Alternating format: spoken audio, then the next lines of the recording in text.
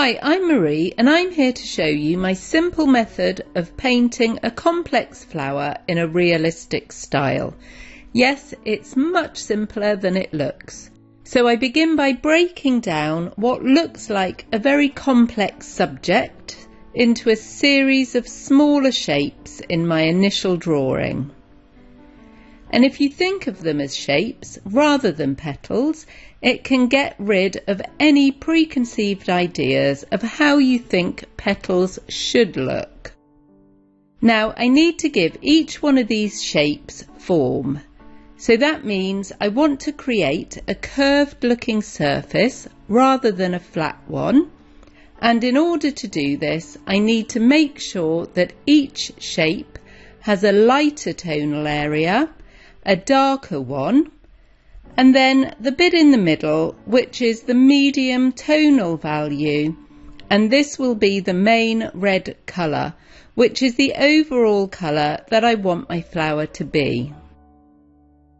So the lighter tonal values are where the light is hitting the flower. So this tends to be more towards the tips of the petals or where the light hits a curved surface and therefore highlights that area. The darkest areas will be in the shadows, so these will be the parts of the petals that are receding, moving away from us. So normally at the base of the petals and where they are overshadowed by other petals. And then the main body of colour on each shape or petal will be our mid-range red colour.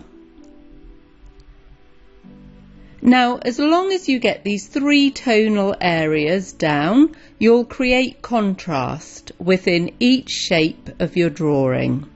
And this will give your painting depth, so that you will slowly begin to see a three-dimensional image emerge from your paper. Yes, just like magic.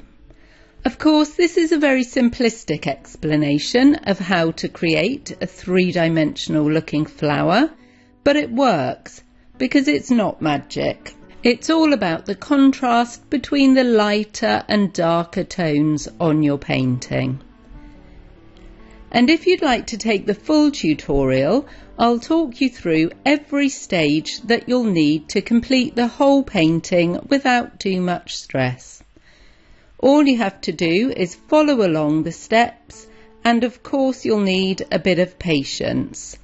But I find this method of painting very meditative and calming, so hopefully you will too.